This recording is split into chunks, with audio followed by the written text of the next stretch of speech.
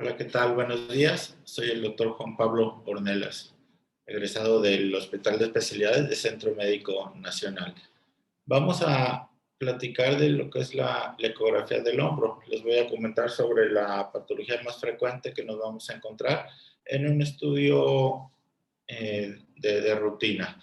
Voy a mostrar lo que hacemos en un estudio de hombro de forma rutinaria, los pasos que vamos a seguir y lo más frecuente que vamos a ver. No me voy a meter demasiado profundo, sino simplemente las patologías más frecuentes que nos encontramos en el hombro, ¿sí? Las cosas más comunes de consulta, ¿sí? Dentro de las aplicaciones que tiene la ecografía, básicamente son patología de manguito rotador y fuera del manguito rotador, tomando en cuenta que más del 60% son lesiones a nivel de manguito de los rotadores, en donde vamos a identificar desde tendinosis, sinovitis, tenosinovitis, desgarros parciales, desgarro completo, tanto del bíceps subescapular, principalmente del supraespinoso, luxación del bíceps, presencia de líquido en la articulación, derrame glenohumeral. Vamos a hacer estudios de forma dinámica para valorar si hay pinzamiento subacromial o no, el espacio articular acromioclavicular. Entonces, es mucho material el que vamos a observar.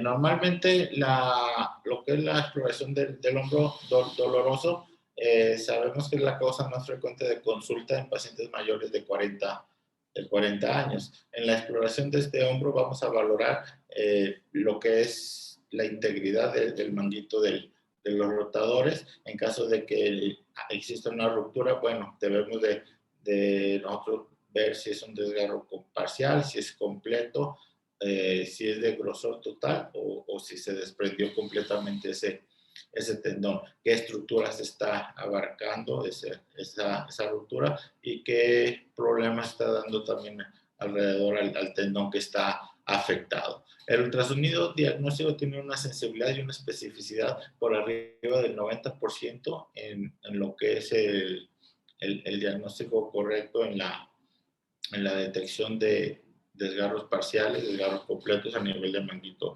rotador. El desgarro completo es prácticamente el 97% de sensibilidad y de especificidad. Entonces, nosotros vamos a valorar el tamaño del desgarro, la profundidad de ese desgarro, el grosor que llega a tener y la forma también. Vamos a ver si se extiende hacia estructuras adyacentes, cómo está el músculo, si es un desgarro crónico, ver qué tan atrófico está ese músculo, ver cómo está de su grosor y cómo se está degenerando o qué tanta fibrosis se está formando en esa lesión. Vamos a valorar lo que es el arco coracoacromial y vamos a hacer maniobras dinámicas para ver si existe un pisamiento tendinoso que pudiera ser la causa de la lesión. Entonces, de ahí la importancia de nosotros estar haciendo un estudio de forma dinámica en todo momento. Sabemos que la ecografía, la principal ventaja que tiene con respecto a otros métodos de imagen es esa, que es un estudio dinámico. Entonces, pues hay que aprovechar eso, hay que hacer movimientos, hay que ir valorando el tendón de acuerdo a cómo estamos haciendo movimientos en el brazo. Normalmente, esta articulación del hombro está compuesta por 3 huesos, que son el húmero, la escápula y la clavícula. ¿Sí? Y esos 3 huesos en sí tienen 4 articulaciones, que es la articulación glenohumeral, la acromioclavicular, que son las 2 que vamos a valorar, básicamente en el estudio de hombro, pero cuando son problemas degenerativos también, cuando estamos buscando sinovitis, hipertrofia sinovial, etcétera, también vamos a valorar el otro lado de la articulación, la articulación hacia el esternón, o sea, el espacio esternoclavicular, y también vamos a revisar la región escapulotorácica, que son las otras dos articulaciones, que estas no entran en el estudio de rutina. En el estudio de rutina vemos la glenohumeral y la clavicular. Entonces, es como vamos a estar identificando. Anatómicamente, ¿qué vamos a buscar? Incluso, esta es la rutina que yo realizo para valorar el hombro. ¿Sí? Estas estructuras son las que yo utilizo o yo trato de identificar de forma rutinaria. Entonces, comenzando con el tendón del bíceps largo, no me voy a detener a mostrar cómo tomamos cada estudio, ya lo hemos platicado en muchas ocasiones, simplemente lo voy a mencionar, que este es el orden que nosotros vamos a seguir. Vamos a valorar el tendón del bíceps largo en todo su trayecto. Un eje corto con el brazo descansado a 45 grados, lo podemos dejar descansando sobre el muslo. Entonces, siempre mencionándolo al paciente que no está haciendo fuerza, que lo tenga relajado este tendón, y vamos a valorarlo de la región superior a inferior, superior a lo que es la corredera bicipital hasta la unión musculotendinosa. Entonces ahí vamos a valorar en un eje corto por arriba y por afuera de lo que es la corredera, y vamos a irnos bajando en un eje corto hasta encontrar lo que es el ligamento transversal humeral. Ahí a ese nivel es donde entra este tendón a la corredera, y nos vamos a ir siguiendo ese tendón en un eje corto hasta lo que es la unión musculotendinosa, en donde vamos a observar en esta topografía lo que es por encima del tendón, el tendón del pectoral mayor, que se encuentra en esta localización. Entonces, ahí sabemos que ahí termina la corredera bicipital. Entonces, es como vamos a valorar de arriba el ligamento transversal humeral, abajo el tendón del pectoral mayor. Vamos a hacer maniobras dinámicas para ver si ese tendón no se está luxando o subluxando. Principalmente si nosotros al hacer el estudio vemos que está roto el ligamento transversal humeral, bueno, vamos a hacer este tipo de maniobras, que es mover el brazo, hacer una rotación externa y rotación interna, ¿sí? Hacerlo hacia afuera, hacia adentro, para nosotros ir viendo si ese tendón se mantiene dentro de la corredera. Igual, al ir haciendo esta maniobra en rotación externa y rotación interna, vamos a valorar el tendón del subescapular. Ya lo estamos viendo también de forma dinámica. Mantenemos el brazo hacia afuera aproximadamente a 45 grados, y ahí le vamos a mencionar, siempre yo les comento a los pacientes, vamos a mover el brazo hacia afuera hasta donde usted pueda sin forzarlo. Nunca hay que forzar al paciente. Incluso todos los movimientos los tiene que hacer el paciente por su cuenta. No hay que estarlo nosotros moviendo ni forzando. Entonces, igual es una forma de valorar qué tanta movilidad tiene ese paciente, principalmente cuando estamos valorando el tendón del subescapular. ¿Por qué? Porque aquí vamos a ver si hay capsulitis o no. Es una de las causas de hombro doloroso muy fuerte, la presencia de capsulitis, en donde incluso no tiene movilidad ese tendón. Entonces, vamos a pedirle al paciente que mueva el brazo hacia afuera. Me voy a poner tantito de pie para observar. Simplemente vamos a hacer este movimiento, ¿sí? Entonces, estamos al frente y hacia afuera. Pedirle que lo mueva externamente y que lo sostenga en esta posición aproximadamente a 45 grados. Y aquí vamos a observar el tendón del subescapular, hacer este movimiento. Entonces, aquí ya estamos valorando lo que es la inserción del tendón, y nos vamos a ir a la parte posterior también tendinosa, por debajo de la apófisis coracoides, y vamos a hacer esta maniobra hacia adentro, hacia afuera. ¿Por qué? Porque con esta maniobra hacia adentro y hacia afuera vamos a estar valorando si existe un pinzamiento subcoracoideo. Vamos a ver cómo se está comportando el tendón. Primero, si se está moviendo, para descartar una capsulitis. En la capsulitis, el paciente, cuando tú hagas este movimiento, no lo va a poder hacer, simplemente se va a quedar a este nivel o se va a mover con todo el tronco, hacer este movimiento, ¿sí? Esa es lo que vamos a observar en la capsulitis, y en la imagen con ecografía vamos a ver que no se mueve ese tendón, que está disminuido de cogenicidad, que está perdido el patrón fibrilar. Entonces, eso es en la capsulitis. En el pinzamiento vamos a ver que se atora, igual que en el supraespinoso, que vamos a ver más adelante. Vamos a ver que ese tendón no pasa por debajo del arco, ¿sí? Entonces, se engruesa o se llena de líquido esa zona, y y vamos a ver cómo se está pinzando. Después lo regresamos al frente, descansando nuevamente el brazo y nos vamos a subir a valorar lo que es la articulación acromioclavicular, en donde vamos a observar el espacio articular básicamente. Vamos a hacer maniobras con compresión, ver si se está luxando o no ese espacio articular, ver si hay líquido, ahí valoramos lo que es la cápsula articular también. Y vamos a valorar, a pedirle al paciente que mueva el brazo hacia atrás, en donde vamos a valorar el tendón del supraespinoso. Me voy a poner de pie nuevamente. Vamos a valorar el brazo, lo movemos hacia atrás, hacer este movimiento, como si fuera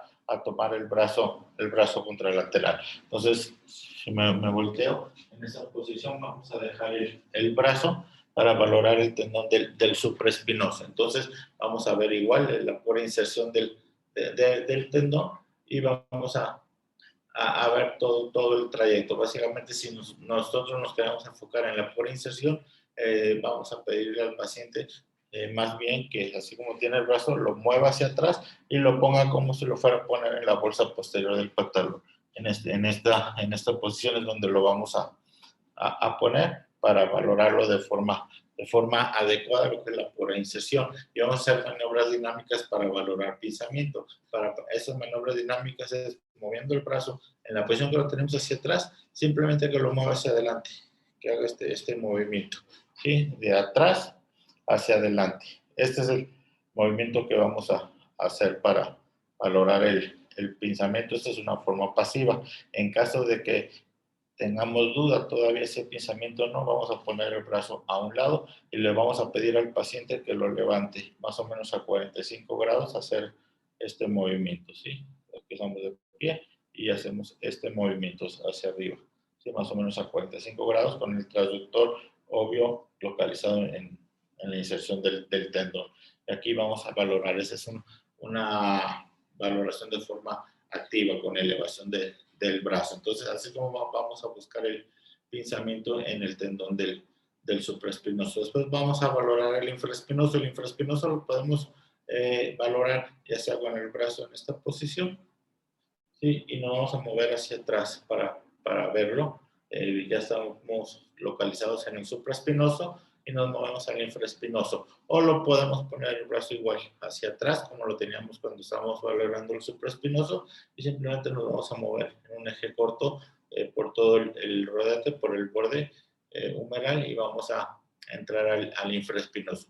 Después nos vamos a bajar un poco más hacia el borde externo, ya sea con el brazo en esta posición, el brazo en esa posición, y vamos a ver el redondo mayor, sí, que es parte del manguito rotador y que debemos de visualizar en la rutina, aunque no nos da tantos problemas, de todos modos tenemos que visualizarlo en el estudio de rutina del hombro. Hay que tomar en cuenta que el supraespinoso es más gordo, está más grueso, después el infraespinoso es más o menos la mitad de lo que mide el supraespinoso, y luego el redondo mayor todavía es más delgado que el infraespinoso. Y después nos vamos a mover en la parte posterior, seguimos con el brazo en esta posición y vamos a entrar a lo que es la región labral. Sí, vamos a ver la parte del labrum posterior. Nosotros no vemos completamente toda esa zona, vemos una parte solo del labrum posterior. Eso también lo debemos de mencionar. Entonces, igual, ya que estamos localizados en la zona del labrum, vamos a volver a mover el brazo hacia afuera y hacia adentro.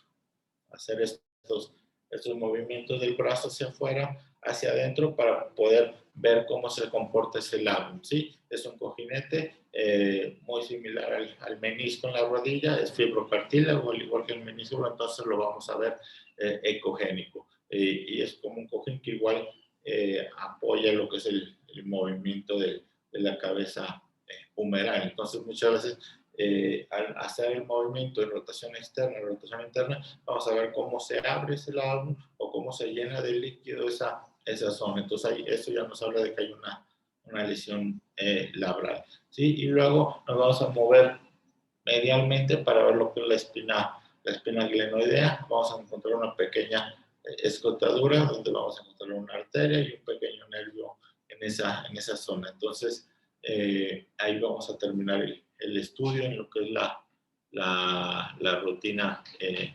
normal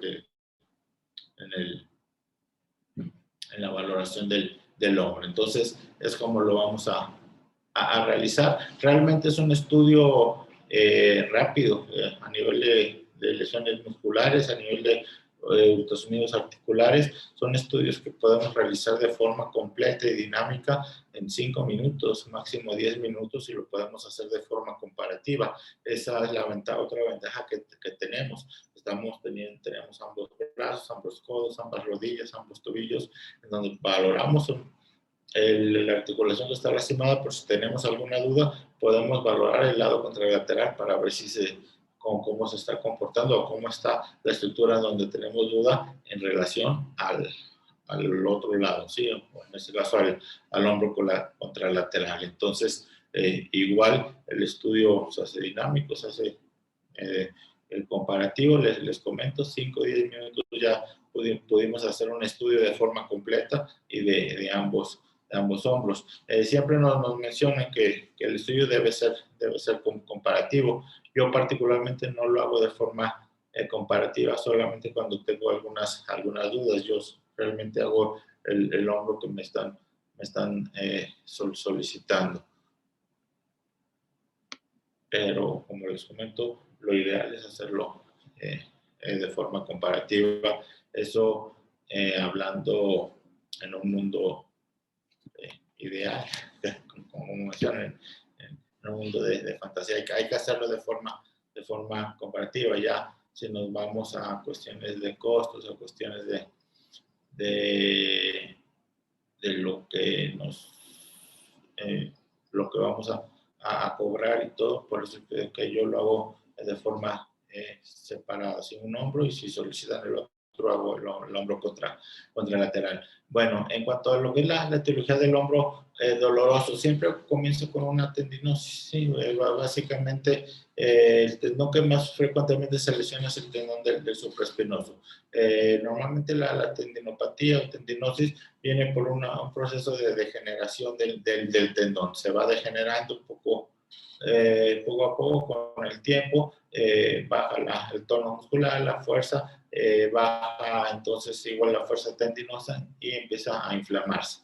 Esa tendinosis, si siguiendo avanzando o se sigue avanzando el tiempo, se va a empezar a romper el tendón. Al haber tendinosis ya hay pequeñas microrupturas, las cuales se vuelven más grandes dentro de lo que es el tendón. Son rupturas intrasustanciales, que ahí ya se empezó a romper el tendón. Después, esa ruptura intrasustancial va a abrir ya sea hacia el borde de la articulación o hacia el borde de la bursa. Entonces, eso ya es un desgarro parcial cuando va alguno de los dos bordes. Es mucho más frecuente que se vaya al borde articular, ¿sí? Y después, ya que abrió hacia un borde, va a abrir hacia el otro borde, ¿sí? Si abrió hacia el borde articular, se va a ir hacia el borde bursal. Entonces, y se va a empezar a retraer. Ese es un desgarro de grosor total, ¿sí? Cuando ya abre ambos lados, después se va a empezar a retraer. Cuando se empieza a retraer, ya se empieza a desprender de forma completa el tendón. Entonces, eso ya es un desgarro completo como tal, y ya se empieza a retraer. Así es como va avanzando, esa es la etiología del hombro doloroso. Durante ese proceso del tendón del bíceps, de la lesión del bíceps, obvio se van a ir lesionando los otros tendones. Obvio, la articulación va a tratar de protegerse. Entonces, se rompe el supra, se esfuerzan los demás. Entonces, se va a afectar el tendón del bíceps largo también. Va a empezar igual con tendinosis, principalmente en la parte superior. Después se va a empezar a romper, se pueden romper los ligamentos, como comentaba. En la parte más superior se puede romper el ligamento glenohumeral. En la parte entrando a la corredera puede romperse el ligamento transversal humeral, y eso va a ocasionar que empiece a estar de forma inestable el tendón del bíceps y se empieza a luxar. Primero se va a subluxar sobre el borde medial de la cabeza humeral, y después se sigue luxando y se queda sobre el borde superior del tendón del subescapular.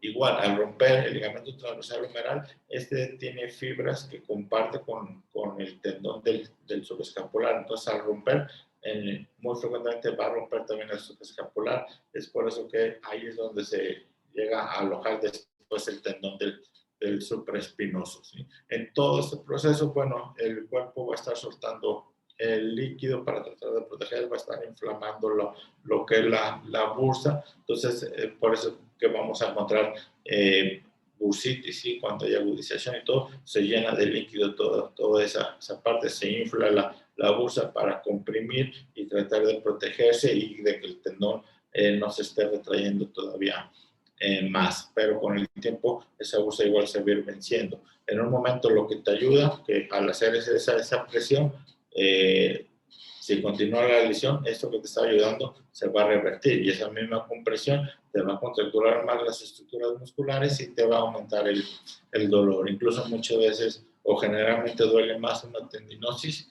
que una ruptura a nivel de lo que es el manguito de los rotadores.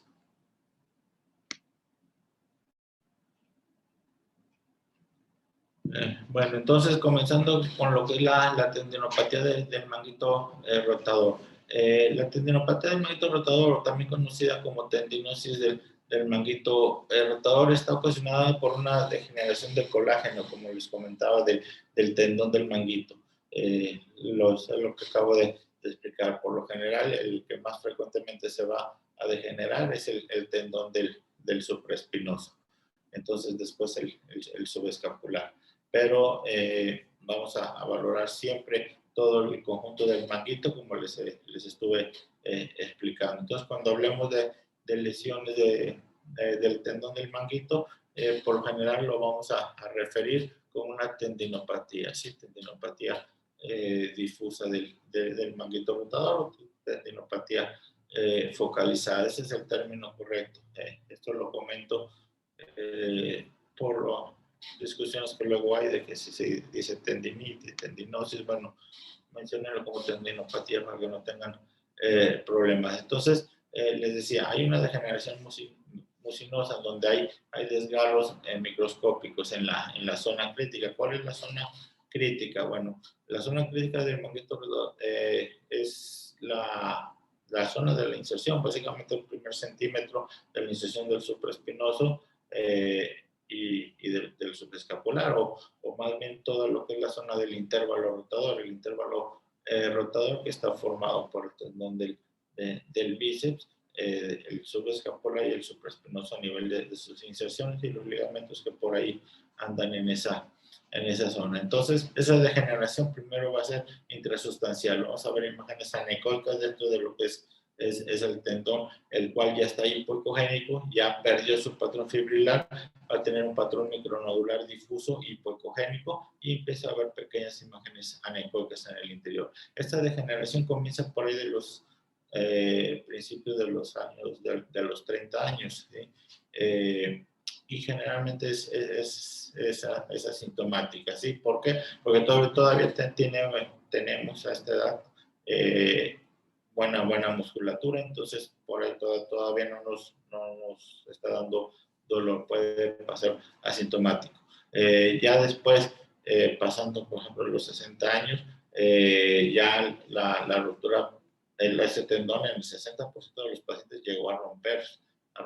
Por eso es de que es la causa más frecuente de consulta con el ortopedista, porque a los 30 empieza la degeneración y por ahí de los 50, 60 es cuando lo termina de romper, siempre viendo también las causas externas que llegan a romper a este tendón. Siempre hay que valorar el acromio para ver cómo está, y más si tienes pinzamiento, para ir valorando cómo se está moviendo ese tendón.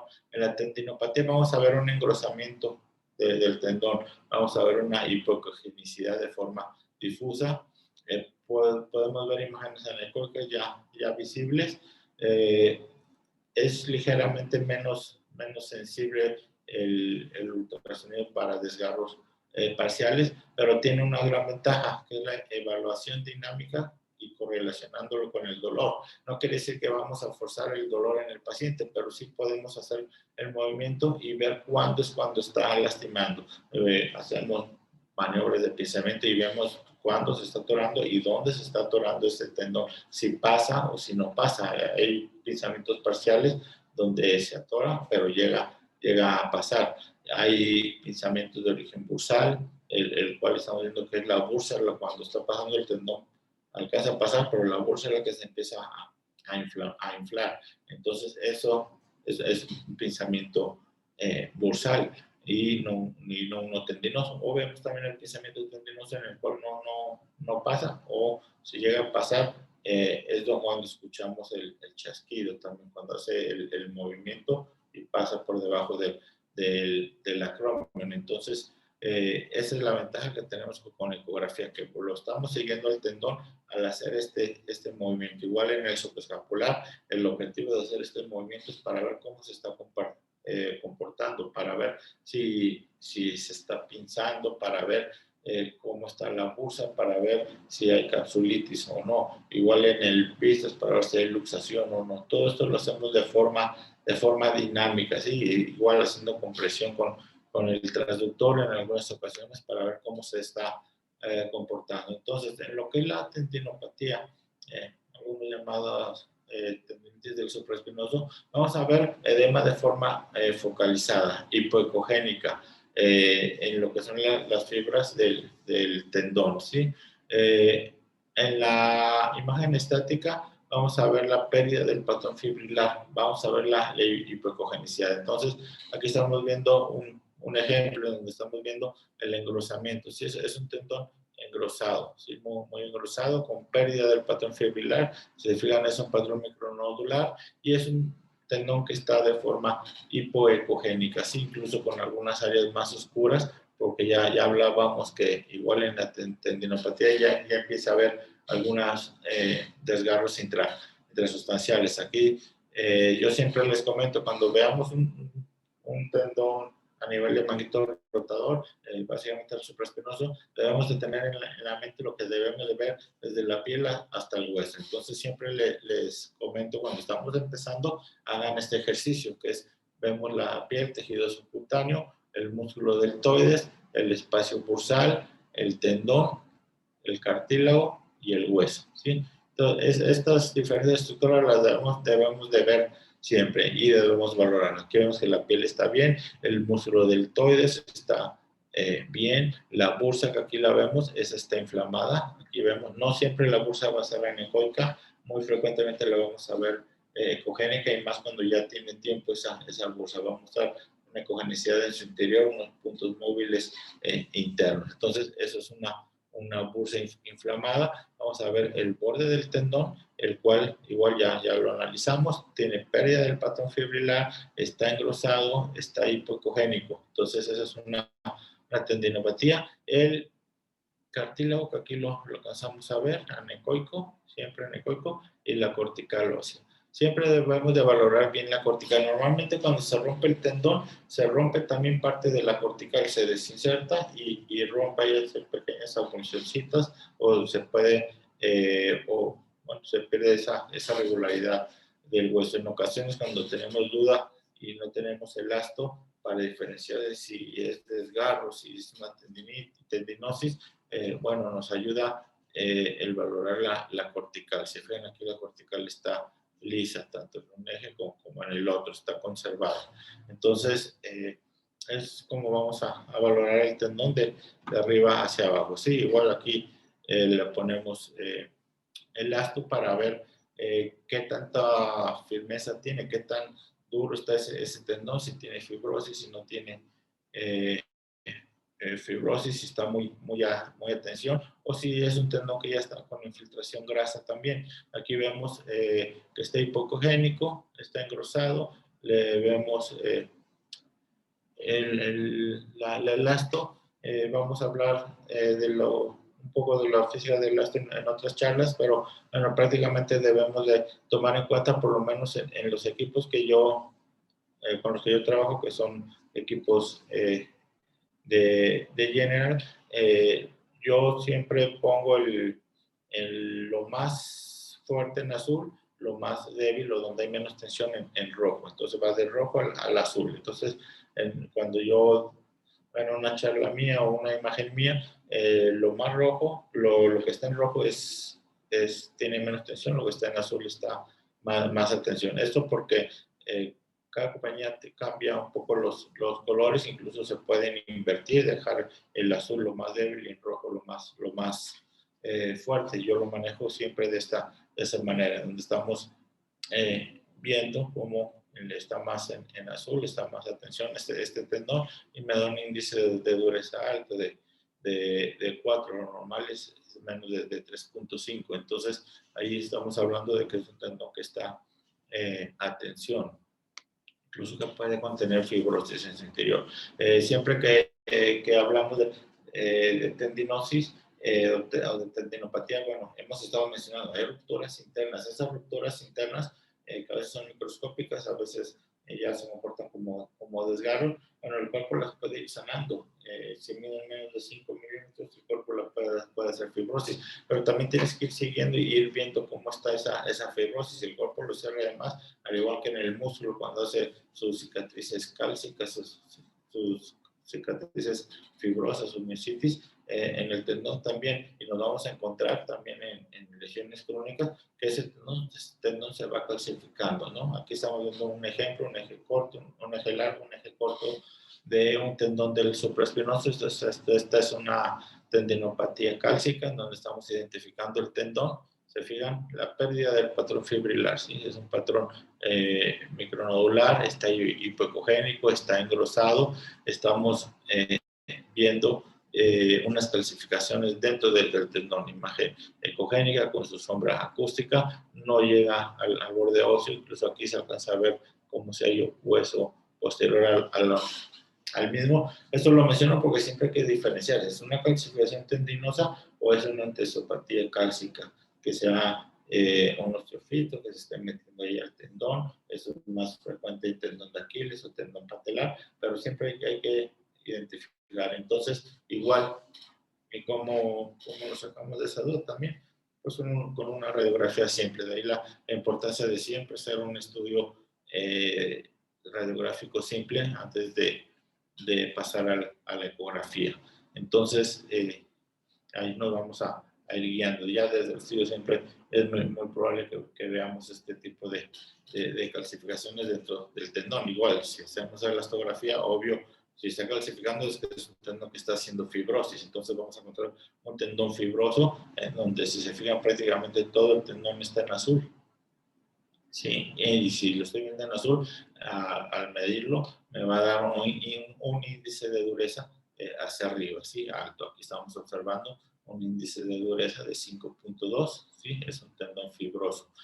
¿Qué importancia tiene que sea un tendón fibroso? Siempre un tendón con fibrosis va a tardar más en rehabilitarse que un tendón que no tenga fibrosis. Entonces, igual aquí desde el principio le tienes que decir al paciente que va a pasar a rehabilitar, pero que va a tardar, así que no es cuestión de 5 o 10 sesiones y va a quedar, ¿no? Este tipo de lesiones, aparte de que a lo mejor van a implicar ondas de choque o no sé, pero al ser un tendón fibroso va a tardar por lo menos 30 o 40 sesiones en lugar de 10 para poder quedar bien ese tendón. Esto es para que no se vaya a desesperar, porque muchas veces llevan 5, 6, 7 sesiones y el paciente no está notando mejoría, entonces pues prefiere dejar la rehabilitación y entonces iba para atrás, vuelve el problema a como estaba en un principio. Entonces de ahí la importancia de tener también comunicación tanto con el paciente como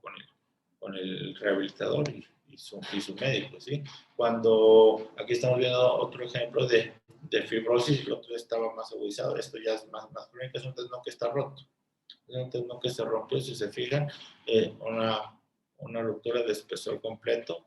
Si vemos cómo se pierde la regularidad de la cortical, entonces eso ya me confirma que aquí hay una ruptura, pero eso es debido a que era un tendón ya muy fibroso que en un momento se rompió. Entonces, por eso también hay que tratar la fibrosis, porque si no, eso va a originar que el tendón se vaya rompiendo, porque ya no tiene esa elasticidad el tendón. Entonces, igual, índice de dureza, ahí vemos que tiene 5.4. ¿Por qué? Porque tiene mucha fibrosis en la zona de la ruptura. Esto no es que sea un tendón normal, es esta congenicidad.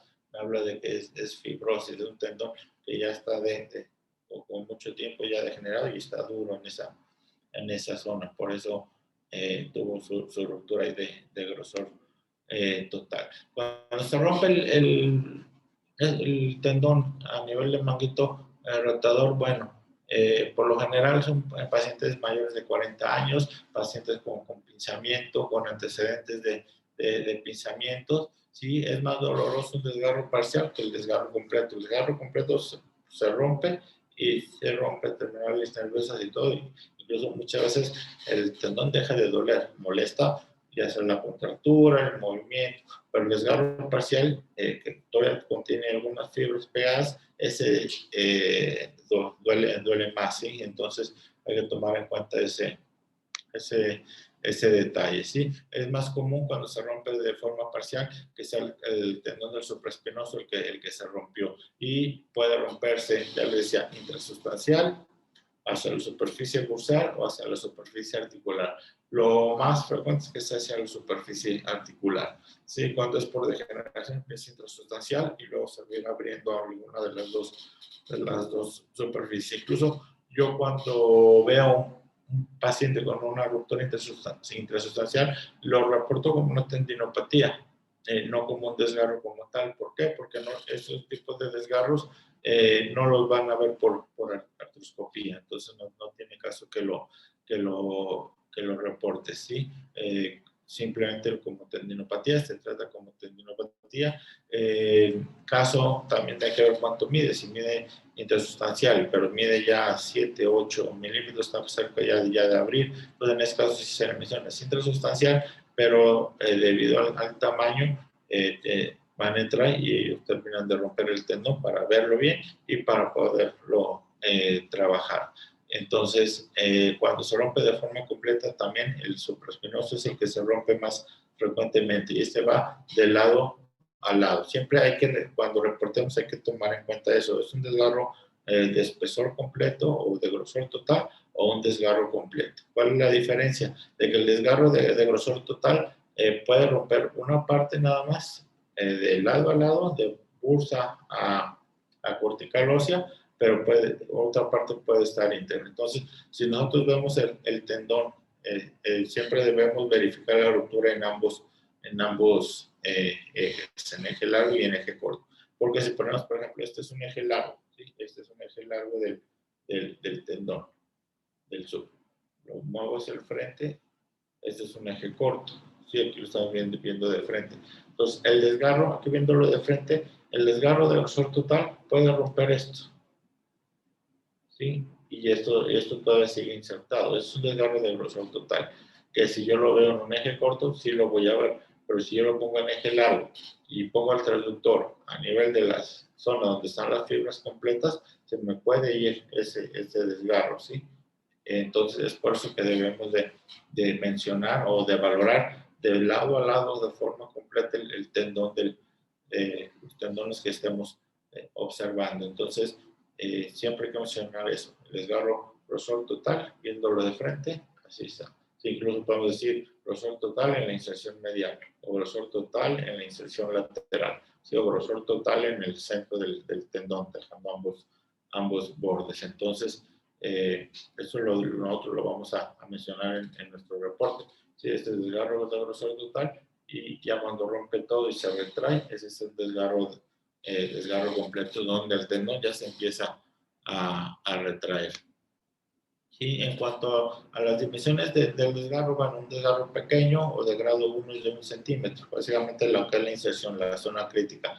Un desgarro grado 2, moderado o mediano, va de 1 a 3 centímetros y está localizado hasta el nivel de lo que es el borde posterior del acrón. Y el grado 3, que es de 3 a 5 centímetros, ya se fue ese tendón por detrás de lo que es el acromion, ¿sí? Entonces, es importante mencionarles también esto porque al clínico, porque el tamaño del desgarro va a tener implicación sobre la selección del tratamiento a seguir, ya sea el tipo de cirugía que se va a realizar, el pronóstico postoperatorio y la recurrencia de de lesión. ¿Por qué? Porque un desgarro pequeño prácticamente les va muy bien.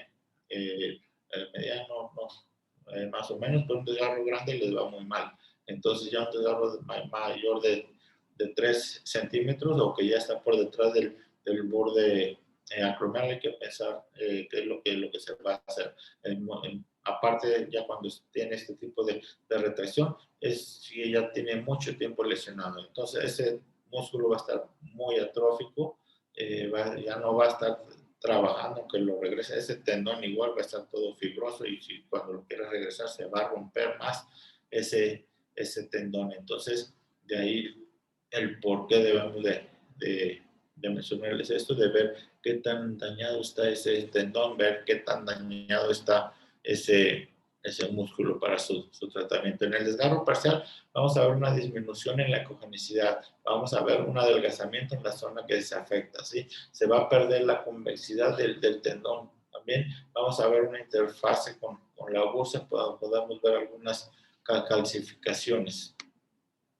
Aquí estamos viendo algunos ejemplos. Este es un desgarro intrasustancial en donde estamos viendo cómo el tendón ya perdió su patrón fibrilar, ya tiene su tendinopatía difusa, sin patrón micronodular y una imagen anecoica por dentro. ¿Sí? Este es un desgarro intrasustancial. ¿Sí? Si lo valoramos con el astro, aquí vemos en la zona del desgarro como está en rojo, todo lo de alrededor está en azul por la zona, por la fibrosis que ya tiene ese tendón, porque ya es una lesión que ya tiene tiempo y aparte de que lo va a ir siempre cuando hablamos de muscular vamos a ver donde se rompe, alrededor va a estar más duro, ¿sí? Alrededor va a estar más atención, ¿sí? Precisamente protegiéndose para no romperse más.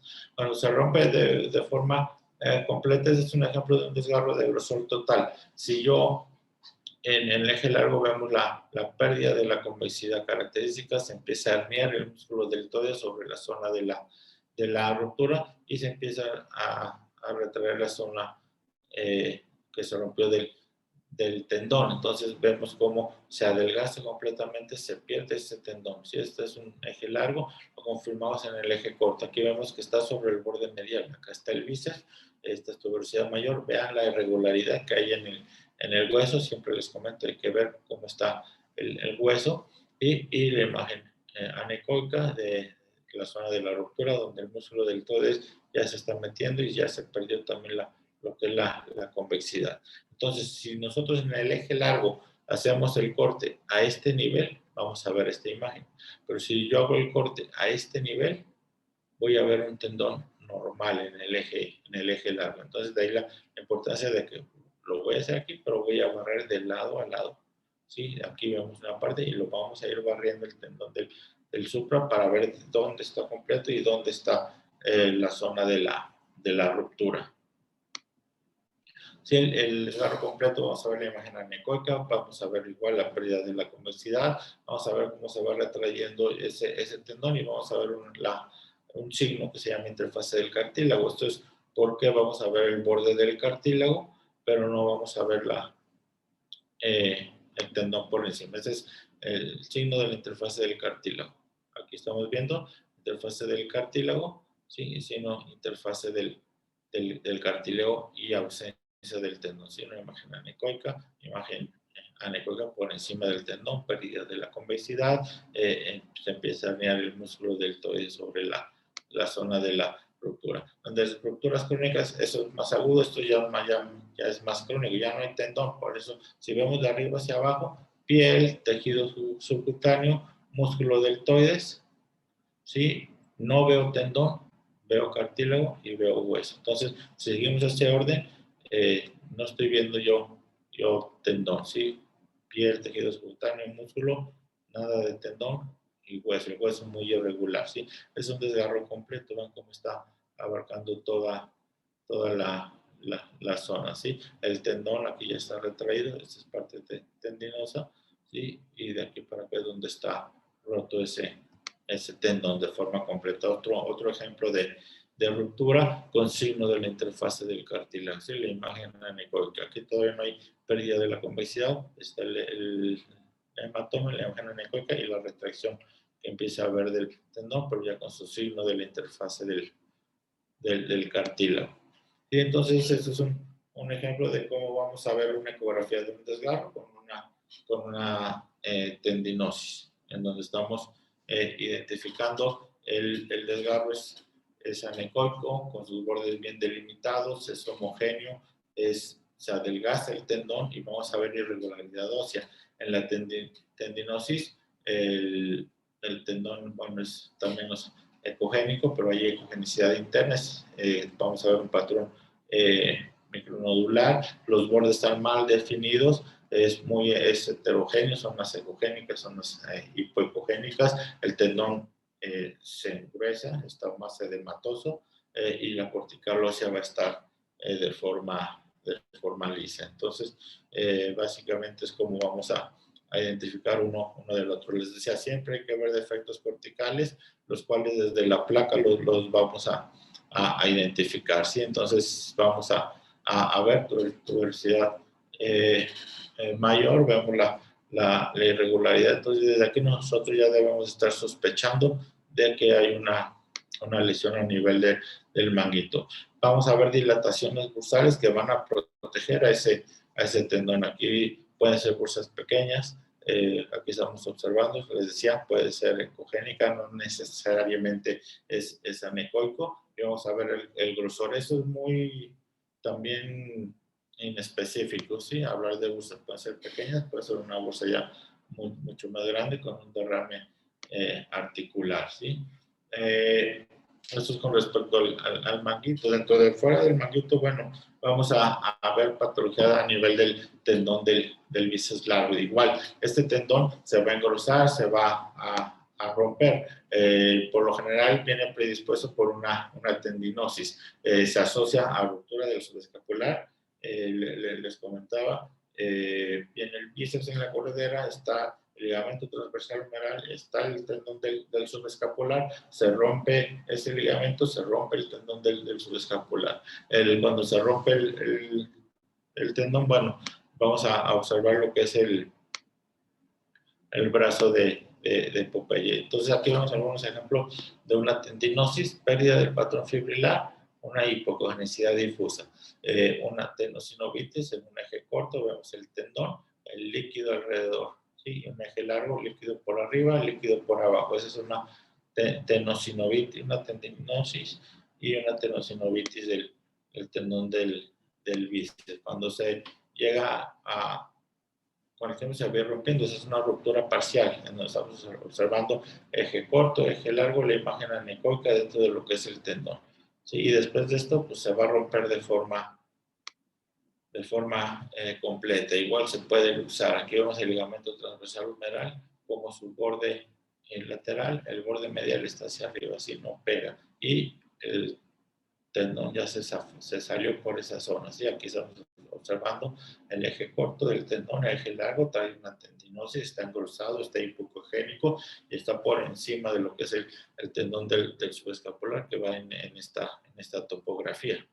Entonces es una luxación del bíceps. Aquí vemos otros ejemplos de luxaciones del tendón del bíceps con líquido en lo que es la vena tendinosa, con un engrosamiento difuso de ese tendón, como el ligamento transversal humeral está irregular, está perdida su continuidad. Siempre el borde medial es el que se va a romper y es a donde se va a ir el tendón, es la parte medial. Y cuando se rompe, vamos a ver la retracción, ¿sí? Vamos a ver el brazo de Popeye, en donde estamos observando aquí la retracción tendinosa, ¿sí? El tendón como tal, la imagen en badajo de campana, eso lo vamos a ver cuando hablemos de lesiones musculares, de desgarros completos, cómo se hace esa retracción muscular y cómo la unión musculotendinosa, que es el sitio donde más se rompen porque es la zona menos fuerte, es donde se va a separar y nos va a dar esta imagen. Esto es un poco más agudo, esto ya es algo más